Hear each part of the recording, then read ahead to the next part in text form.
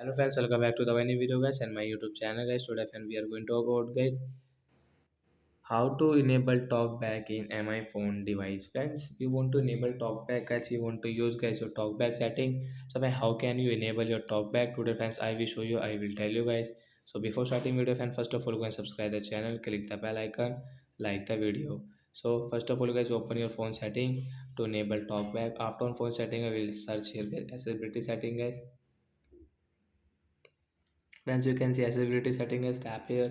Once click on get this vision setting. Once click on get this talkback setting is tap here.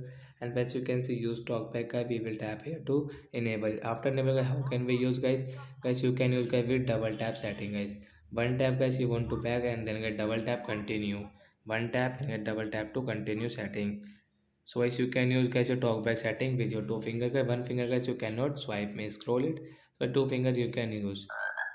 So like that guy, we can use talkback setting and we can enable, and guys you want to on something app, any app.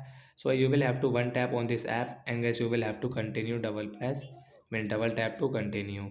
So that's it guys. Thanks for watching the video. Bye my friends.